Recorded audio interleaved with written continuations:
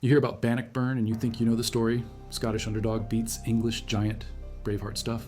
Except the real math is worse. 7,000 Scots against somewhere between 13 and 15,000 English. Maybe worse. Robert Bruce with 500 horsemen facing 2,000 English cavalry. Infantry with pikes against the best cavalry in Europe. June 23 and 24, 1314. 2 days that changed everything. The ground was picked, the trap was set. But nobody expected Bruce to attack. What happens when an outnumbered king decides the only way out is through? The year. Sir Philip Mowbray held the castle for England. The siege dragged. Summer came. Midsummer's Day, June 24, 1313. Edward Bruce and Mowbray struck a deal. If an English army didn't arrive within 3 miles of Stirling by midsummer 1314, the castle surrendered to Scotland. 1 year. Mowbray rode to tell King Edward II. That agreement forced England's hand. No choice but to invade or lose face and lose Stirling. John Barber's The Bruce, completed 1376, drawing from first-hand veteran accounts. These aren't Wikipedia summaries. These are chronicle-level primary sources cross-referenced with modern battlefield archaeology from historic environment. Scotland's surveys, published between 1990 and 2024. Now back to the information. The summons went out. England, Wales, Ireland. 2,000 heavy cavalry, 13,000 infantry. Not everyone came. The Earl of Lancaster refused. The Earl of Warwick refused. The Earl of Warren refused. The Earl of Arundel refused. Edward II didn't command the loyalty his father had. But enough answered. The Earl of Gloucester came. Humphrey de Bohun, Earl of Hereford and Constable of England, came. Aymer de Valence, Earl of Pembroke, came. The army gathered at Berwick on the Scottish border. Mid-June, estimates say maybe half the infantry actually showed. Call it 10,000 foot soldiers, maybe less. 2,000 cavalry for sure. Welsh archers. Some sources say closer to 15,000 total, infantry swelling the count. The largest army ever to invade Scotland, according to multiple chronicles. Size alone meant nothing if the ground wasn't right. Them. Stirling stood alone. Bruce took position south of the castle. New Park, a royal hunting ground enclosed by Alexander III in 1264. Woods, high ground, between the Roman road north and marshy Carse to the east. The Bannockburn, a stream, ran through the approach. Narrow crossings. Bruce split his army into 4 divisions, 7,000 men total. Robert commanded one, his brother Edward another. His nephew Thomas Randolph, Earl of Moray, led the vanguard. Sir James Douglas and the young Walter the Steward commanded the 4th. 500 light cavalry under Sir Robert Keith. The rest were infantry, pikemen mostly, some axes, few archers. The Scots didn't match England in archery, they didn't need to. Edward pushed hard to meet the midsummer deadline, horses worn, men hungry. They reached Falkirk, June 22nd. Camped, 23 miles from Stirling. One more push. Morning of June 23rd. They marched north on the Roman road through Torwood Forest. Bruce waited at the south edge of New Park where the road crossed the Bannockburn. He'd prepared the ground. Pits dug across the approach, filled with sharpened stakes, covered with branches and turf. Caltrops scattered, spiked iron balls to cripple horses. The woodland flanked his position, narrow front. No room for the English cavalry to deploy in width. They'd have to come through the choke point or go around east onto the Carse, which was wet and broken by streams. The Earl of Gloucester and the Earl of Hereford commanded the lead cavalry. Behind them, Sir Robert Clifford and Sir Henry de Beaumont led a detachment of roughly 300 trying to circle north towards Stirling along the higher ground east of the road. Bruce positioned himself forward, scouting, riding a small palfrey, lightly armored, carrying only a battle-axe. He wore a crowned circlet on his helmet, visible. Henry de Bohun, nephew of the Earl of Hereford, saw him. Full plate armor, war lance, heavy warhorse. He saw the Scottish king exposed and charged. Single combat. De Bohun lowered his lance and spurred forward. Bruce didn't retreat. He spurred his smaller horse toward the knight. 2 horsemen closing. At the last second, Bruce twisted his mount sideways, dodging the lance tip. He stood in his stirrups and brought the axe down. The blade cut through de Bohun's helmet, through his skull, into his brain. De Bohun dropped dead. The axe handle broke. Bruce's lieutenants rushed forward, reproaching him for the risk. Bruce just said he'd broken his good axe. Men fell. The Scots pushed them back across the stream. The English pulled back. First engagement, Scotland won it. Meanwhile, Clifford and de Beaumont's detachment tried the eastern route toward Stirling. Thomas Randolph saw them. He rushed his schiltron down to block their path. A schiltron is a formation, tight-packed infantry with pikes, 12-foot spears, points out in all directions, like a moving fortress of steel. Randolph's men formed fast. Clifford's cavalry charged. Horses can't penetrate a wall of pikes. The riders couldn't break through. Savage fighting. Douglas moved to help, but saw the English falling back. Half rode for the castle, half retreated to the main army. Sir Thomas Grey was unhorsed and captured. Sir William d'Eyncourt died. The English cavalry failed twice on day one. Morale broke in the English camp. The English army crossed the Bannockburn and camped on the low ground between the burn and the River Forth. Marshy, wet, streams everywhere, terrible camp position. They spent the night in armor expecting a Scottish attack. Exhausted, hungry, cold ground, morale plummeted. In the Scottish camp, Bruce consulted his commanders. He proposed withdrawing. Let the English advance into Scotland and starve them out through attrition. His commanders disagreed. The men were ready. That night, a Scottish knight, Sir Alexander Seton, defected from the English side. He'd been serving Edward but rode to Bruce and told him the English were disorganized, their morale shattered, many wanted to leave. Bruce changed his mind. He would attack at dawn. The 4 divisions marched out of the woods in Schiltron formation. Not circles this time, rectangles, offensive formations. Bruce had drilled them for months. At Falkirk in 1298, William Wallace used circular Schiltrons defensively and lost when English archers flanked them. Bruce learned from that. He trained his men to advance in tight formation, pikes forward, shields locked, capable of moving and turning. They came down the slope like a wall of spears. Edward II saw them and reportedly asked his advisor, Sir Ingram d'Umfreville, if the Scots would really fight. D'Umfreville said, "These men will gain all or die trying." Edward ordered the trumpets. Charge. He spurred his horse first, charging straight at the Scottish lines without waiting for support. His cavalry smashed into Edward Bruce's Schiltron. The impact killed many knights instantly. Gloucester fell. His horse went down. He died in the crush. Sir Edmund de Mauley died. Sir John Comyn died. Sir Payne de Tiptoft died. Sir Robert de Clifford died. The first charge shattered against the pikes. The Schiltrons held. More English cavalry charged. Again and again, each time the horses couldn't penetrate. The pikes stopped them. Men died. Horses screamed. The narrow front meant the English couldn't deploy their full numbers. Only the front ranks fought, while thousands stood behind unable to engage. Commanders ordered them to stop. Then the archers tried to redeploy to the Scottish flank. Robert Keith saw it. He led the 500 Scottish cavalry in a charge straight at the archers. Light cavalry, faster horses, sudden strike. The archers scattered. No time to form up. No stakes to hide behind. They broke and ran. Now the Schiltrons advanced. Bruce ordered the push.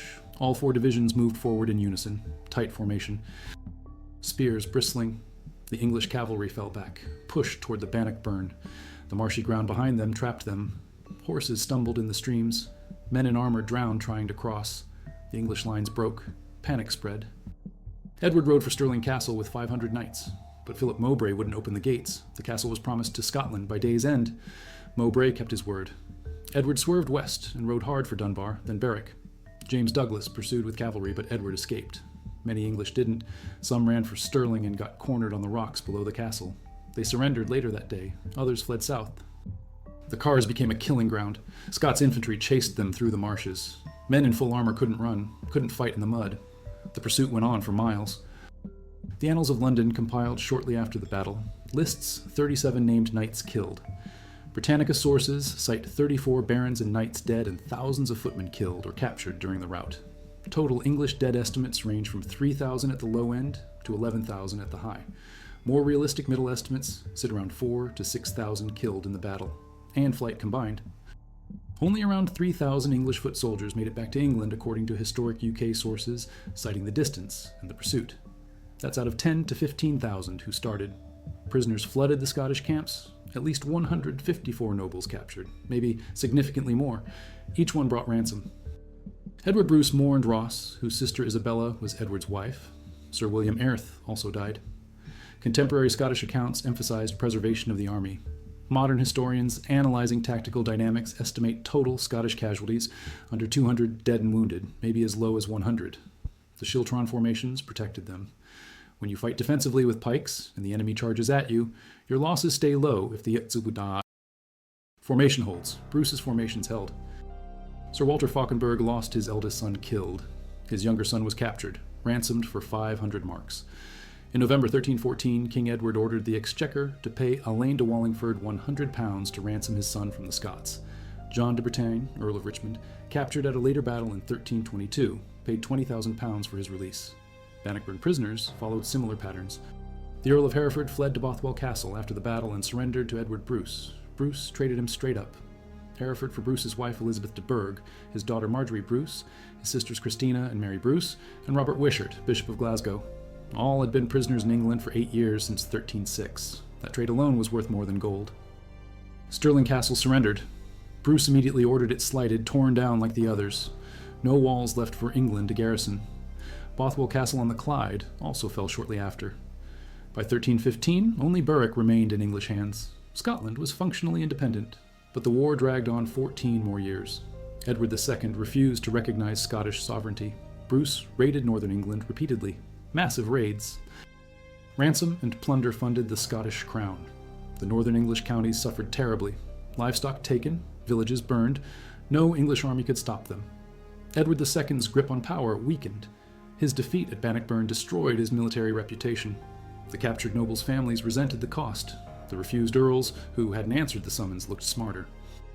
In 1326, Isabella of France, Edward's queen, and Roger Mortimer, Earl of March, deposed Edward, first English king removed by force since 1066. They made him abdicate in favor of his son, Edward III. The former king died in Berkeley Castle, 1327, probably murdered. England recognized Scotland as a sovereign kingdom, Robert Bruce as its rightful king. The war was over, 14 years after Bannockburn. But Bannockburn was the moment. That's when England lost Scotland. Everything after was just paperwork and raids. Stakes driven in the ground in front, ropes between them. Front ranks knelt with spear butts in the earth. Rear ranks leveled spears over their heads. A forest of 12-foot pikes. Horses won't charge that. But at Falkirk, the English archers flanked the Schiltrons and shot them to pieces. Then the cavalry finished them. Wallace lost. Bruce studied that defeat. He'd been there, fighting for England at the time before switching sides. He knew the weakness. Circular Schiltrons can't move, can't advance, can't respond to flanking. They're static targets. Impenetrable phalanx. The key was discipline. Moving a formation of hundreds of men with 12-foot pikes in tight order requires incredible training. One man breaks ranks, the whole formation collapses. Bruce drilled his troops for months before Bannockburn. They practiced advancing, turning, responding to threats. The Schiltron became a weapon, not just a defense. Narrow front between the woods and the Carse. The Roman road funneled the English into a killing zone. The hidden pits disrupted cavalry charges before they reached the Schiltrons. Caltrops crippled horses. The marshy ground behind the English trapped them when they broke. And Bruce had drilled the offensive advance. When the Schiltrons came down the slope on June 24, the English cavalry had nowhere to go. Charge forward into the pikes and die. Fall back into the marsh and drown. The archers tried to save them, but Keith's cavalry drove them off. No flanking this time. Bruce learned from Falkirk and made sure it wouldn't happen again. Defensive ditches protected their front. The French knights charged anyway and died in the ditches. At Stirling Bridge in 1297, Wallace used the narrow bridge to funnel English cavalry into his spearmen. Momentum of the Scottish charge plus terrain advantage.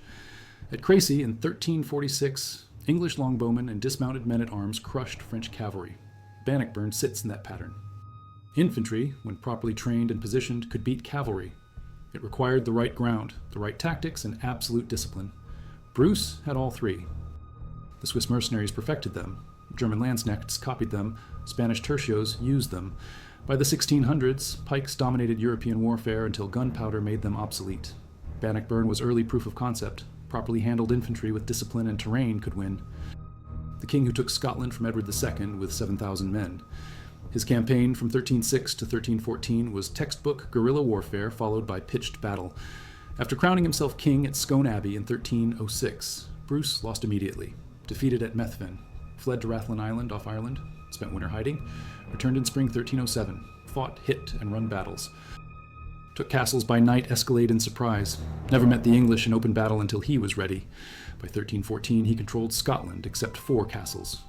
When Edward II finally came north with the largest army ever, Bruce picked the ground, prepared it, and attacked on his terms. That's generalship. His daughter Marjorie, captured as a child, held in a cage exposed to public view in the Tower of London, according to some accounts, though other sources dispute the cage detail. His sister Mary, same treatment. His brother Nigel, executed 1306. His brother Thomas, executed 1307. His other brother Alexander, executed 1307. 3 brothers dead before Bannockburn, friends and allies executed. Robert Wishart, Bishop of Glasgow, who crowned Bruce, imprisoned 8 years. Yet Bruce kept fighting. 1307 to 1314. 7 years of constant warfare, siege after siege, raid after raid, training his troops, building his army. When the moment came at Bannockburn, he was ready. They arrived exhausted and hungry. He camped them on marshy ground the night before battle. He ignored the Earls of Gloucester's advice to rest a day. He accused Gloucester of cowardice, provoking him to charge rashly. He allowed his cavalry to charge piecemeal into the Schiltrons instead of coordinating with archers. He positioned his army with marsh behind them, no escape route. He fled the battle, leaving his army leaderless. His father, Edward I, Hammer of the Scots, conquered Scotland through systematic castle sieges and ruthless discipline. Edward II inherited the throne and couldn't hold it. Bannockburn was his Waterloo, except Wellington won his. Edward Bruce's division, Thomas Randolph's division, James Douglas and Walter the Steward's division, 500 cavalry under Robert Keith, total around 7,000. English sources are messier. Edward II summoned 25,000 infantry and 2,000 cavalry. Chronicles agree maybe half the infantry arrived. Call it 12 to 13,000 infantry, 2,000 cavalry, 15,000 total. Some sources push higher to 18,000, but those are probably inflated. Chronicles routinely exaggerated army sizes. Safer estimate, Scotland 7,000, England 13 to 15,000, 2-to-1 odds at minimum, maybe worse. Low Scottish infantry casualties due to defensive formations. The fact that only 3,000 English made it back to England from an army of 13 to 15,000 tells you the scale of disaster. 10 to 12,000 casualties between killed, drowned, captured, or lost during the pursuit. That's catastrophic. For context, the Battle of Agincourt in 1415 saw roughly 6,000 to 8,000 French casualties. Crecy in 1346, similar numbers. Bannockburn matches those famous slaughters. Scottish infantry wore leather or light mail if they wore armor at all. Most didn't. Pikes, axes, some swords, cheap weapons. Simple. Effective in formation. The Scottish cavalry were lighter, smaller horses. Men-at-arms on coursers, not destriers. Good for skirmishing and flanking, but not for charging heavy cavalry. Yet the cheaper army won. Formation and discipline beat equipment. Terrain beat numbers. John Barber's The Bruce, completed 1376, immortalized the battle. 20 books of verse. The Bruce and de Bohun duel became Scotland's defining legend. Robert Bruce, standing in his stirrups, axe raised, the split helmet. Every Scottish school kid learned it. The Declaration of Arbroath in 1320, 6 years after Bannockburn, asserted Scotland's independence to Pope John XXII. Signed by 8 earls and 31 barons, probably drafted by the abbot of Arbroath. It argued Scotland had been independent since ancient times. Robert Bruce was the rightful king. The English invasion violated divine law. The document still exists. Only 19 of the original 50 seals remain, but the text survives. It's Scotland's founding document. Bannockburn made that declaration possible. Without the battlefield victory, the nobles don't unite behind Bruce. The Pope doesn't pressure England. The treaty doesn't happen. Roy Williamson wrote Flower of Scotland in 1967. The lyrics reference Bannockburn directly. Proud Edward's army sent homeward to think again. Both songs are sung before Scottish sporting events today. Bannockburn entered mythology. William Wallace got Braveheart in 1995. Historically inaccurate, but culturally powerful. The film ends with Robert Bruce evoking Wallace's memory before Bannockburn, even though Wallace died in 1305, 9 years before. Hollywood doesn't care. The image of Scotland defeating England through courage and will became global. Small artifacts confirming the traditional battle site, though exact locations of the main fighting remain debated. Some historians argue the second-day fighting occurred farther east on drier ground. Others support the traditional Carr's location north of the Bannockburn. No mass graves found yet, no weapon caches. Bodies might have been buried in the Forth or scattered across miles of pursuit. Medieval armies didn't always bury enemy dead. Rivers were convenient, but the artifacts confirm the area saw heavy 14th century military activity consistent with the chronicles. Thomas Randolph became Earl of Moray, possibly in 1315, and led Scottish raids into England. When Bruce died, 1329, Randolph served as regent for the 5-year-old David II. James Douglas continued as Bruce's right hand. The men who won Bannockburn ran Scotland for the next generation. Their families held power for centuries. The Hayes, the Douglases, the Randolphs. Scottish noble families traced their prominence to Bannockburn. Scotland's war funded itself through English plunder, and England couldn't stop it. Edward II tried. He launched counter-raids. He besieged Berwick again. Nothing worked. His barons turned on him. In 1326, his wife and Mortimer invaded England from France. Edward fled. They caught him, forced abdication, murdered him in captivity. His reign ended in disgrace. Bannockburn destroyed his credibility, and his barons never forgave the humiliation. Scotland paid £20,000 as symbolic compensation for war damages. Bruce's son David married Edward III's sister Joan, a peace marriage. The treaty was called the Shameful Peace in England. Many refused to accept it, but legally it stood. Scotland was independent, 14 years after Bannockburn. But Bannockburn forced that outcome. Without the battlefield victory, England never yields at the negotiating table. The English tried revenge. After Bruce died, 1329, his heart was removed per his wishes and carried on crusade by James Douglas. Douglas died fighting Moors in Spain, 1330. Bruce's body buried at Dunfermline Abbey. His heart returned and buried at Melrose Abbey, but English campaigns resumed. The Second War of Scottish Independence started 1332. Edward Balliol, son of John Balliol, invaded with English support. Battles at Duplin Moor and Halidon Hill reversed some Bannockburn lessons. English longbowmen tore apart Scottish schiltrons when the Scots attacked up hills into arrow storms. Scotland struggled under David II. English armies occupied parts of Scotland again. But they never broke Scottish will. Decades of warfare followed, treaties and betrayals. Scotland survived. The independence won at Bannockburn held through the centuries. Scotland and England wouldn't unite until 1707 under the Acts of Union, and even that was political union, not conquest. Scotland retained separate legal and church systems. Bannockburn ensured Scotland entered that union as a partner, not a province. If the schiltrons broke, if the cavalry penetrated, if the archers flanked successfully, Scotland ends. Bruce probably dies in battle or captured and executed. His family already mostly dead. His wife and daughter remain prisoners. Edward II occupies Scotland again. Garrisons every castle, hangs every noble who supported Bruce. Scotland becomes a subject territory like Wales. No Declaration of Arbroath, no Treaty of Edinburgh-Northampton. No Scottish identity. England absorbs Scotland by 1320. The Act of Union happens 300 years earlier by force, not negotiation. The language, the culture, the legal system, all erased. That's the alternate timeline. Except Bruce won. 7,000 beat 15,000 through superior tactics, better ground, perfect discipline, and an English king who made every mistake possible. Stirling Council and Historic Environment Scotland maintain the battlefield site. The Battle of Bannockburn Visitor Centre opened 2014 for the 700th anniversary. Interactive displays, immersive 3D battle recreation. The statue of Robert Bruce on horseback, sculpted by Pilkington Jackson, stands on the site looking towards Stirling Castle. Below it, 2 circular stone walls commemorate the dead from both sides. The Scottish and English who died there. Tourism brings hundreds of thousands annually. School groups learn the tactics, reenactors stage the formations. The ground itself is mostly developed now. Housing estates cover parts of the cars. The Roman road is now the A Road 9, but enough remains to understand the terrain. The slope Bruce came down, the narrow front, the marshy ground behind. Stand there and you see why England lost. The battlefield explains itself. Their contemporary accounts, cross-checked against each other. Where they agree, we can trust the facts. They agree on the numbers, roughly. They agree on the 2-day battle. They agree on Bruce killing de Bohun. They agree on the schiltrons holding. They agree on the English rout and the heavy casualties. The details vary, but the outcome is consistent. Scotland won decisively. The traditional site north of the Bannockburn on the Carse makes sense given the sources describing marshy ground and the English trapped between the Burn and the Forth. Alternative theories place it farther east on drier ground near Balkitterock or the Dryfield. Geological surveys show peat deposits in some areas consistent with medieval marshland. But centuries of drainage and development changed the landscape. The streams were redirected for mills. The Carse was drained for farming. We'll never know exactly where every schiltron stood, but we know the outcome. England's largest army destroyed, Scotland independent, Robert Bruce victorious. Did the Scottish camp followers really appear on the hill during the rout, causing English panic, mistaking them for reinforcements?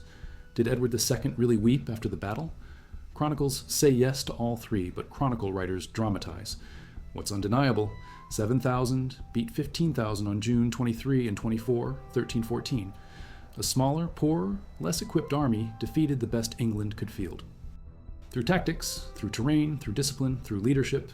That's Bannockburn, not the Hollywood version, the real version, documented, factual, a disaster for England, a triumph for Scotland. The day Robert Bruce proved Scotland couldn't be conquered. Berwick stayed Scottish until 1333. The war officially ended 1328, but fighting continued sporadically for decades. Raids and counter-raids, border warfare. Neither side could truly conquer the other. The terrain favored defenders. The distances were too great, the costs too high. England learned Scotland couldn't be held by force. Scotland learned it could defend itself, but couldn't conquer England. Stalemate became peace. And it started at Bannockburn. But nothing found yet. Maybe the Fourth took them. Maybe they're under modern development. Maybe future surveys with ground-penetrating radar will find them. Until then, we rely on the written sources and the scattered artifacts. The cross pendant dated to 1400s. The arrowheads, the fragments. Enough to confirm the location, not enough to map the horror. The estimated English survivors who made it back to Berwick in England, 13 to 15,000 started, 3,000 finished, 70 miles to the border. Scottish cavalry pursued part way. Infantry caught stragglers, many drowned crossing rivers in armor, many collapsed from exhaustion and hunger. Some deserted and hid in villages. Some made it to Berwick but died later from wounds or disease. 3,000 out of 15,000. That's 80% casualties. That's annihilation. Few medieval battles achieved that kill rate. Bannockburn did. The numbers don't lie. England suffered catastrophic defeat. The Declaration of Arbroath went to Pope John the 22nd. It worked. Pressure mounted on England. Edward II's regime collapsed. The treaty followed. Everything traces back to those 2 days in June 1314. The ground soaked with English blood. The Schiltrons holding against impossible odds. The king with a broken axe standing over his enemy. Scotland earned its independence in the mud, and the marsh, and the burn. Bannockburn proved it. 4 years later, the Declaration formalized it. 8 years later, the treaty sealed it. But June 24, 1314 was the moment. That's when Scotland won. But the Cars is largely built over. The new park is smaller, much of the woodland cleared. The Bannockburn still flows, but channeled and managed. The Roman road paved as the A Road 9. Stirling Castle visible on its rock to the north. The ground remembers, even if we've changed it. Stand in the field on a June morning and you can imagine it. The Scots marching out of the woods in tight formation. The English cavalry charging. The clash of steel and screaming horses. The rout across the marsh. The water running red. 700 years ago, 7,000 Scots against 15,000 English. And Scotland won. The visitor center renovations completed. Global media covered it. The battle that shaped a nation remembered and celebrated. Not as mythology, as history, documented, researched, factual, the sources available, the archaeology ongoing, the story clear. Bannockburn happened. Scotland won. England lost. The rest is politics and paperwork. But that battlefield victory made everything else possible. 15,000 English. 2 days, one decisive victory. Robert Bruce with a broken axe and an unbroken army. The Schiltrons that wouldn't break, the tactics that rewrote medieval warfare, the treaty that came 14 years later, the nation that survives today. It all traces back to the narrow front south of Stirling, where the Bannockburn crosses the Roman road, and a Scottish king decided to attack instead of retreat. June 23 and 24, 1314. The math said Scotland loses. The ground and the tactics said otherwise. England's army destroyed. Scotland's independence won. The receipts are in the chronicles, the ransoms, the treaty, and the graves we haven't found yet but know are there. Somewhere in the cars, under the roads and houses, the evidence rests. The English who never made it home, the battle that changed everything. Bannockburn.